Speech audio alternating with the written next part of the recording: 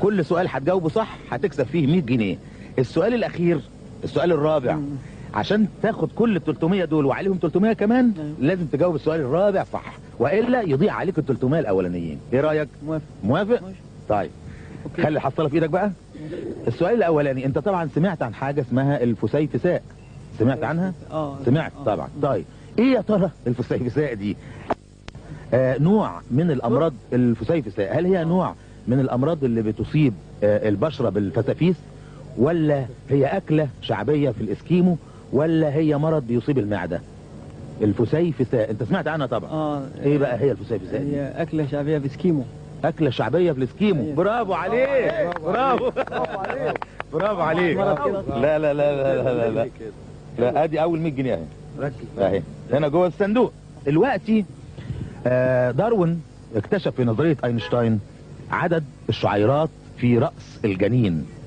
في رأس الجنين يا ترى كم عدد الشعيرات في رأس الجنين المولود؟ هل هي 6 مليار ولا 2 مليون ولا 5000؟ ركز ركز 6 مليار ولا 2 مليون ولا لا ما حدش غششه يا جماعه، هو معلوماته كويسه، هو معلوماته كويسه. 6 مليار. كم؟ 6 مليار. برافو برافو. ما هو مش محتاج. السؤال الثالث بقى بيقول ايه هي نوع الطاقة اللي لازمه لانطلاق موتوسيكل بسرعة 5 كيلو متر في الساعة؟ أنا نوع اللي يحتاجها الموتوسيكل عشان ينطلق بسرعة 5 كيلو متر في الساعة؟ ها؟ بيمشي بطاقة ايه؟ بطاقة شمسية ولا بطاقة عائلية ولا بطاقة تموينية؟ ها؟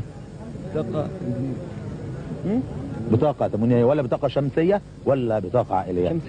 شمسية. الله ينور عليك انت. لا ده الراجل معلوماته صح.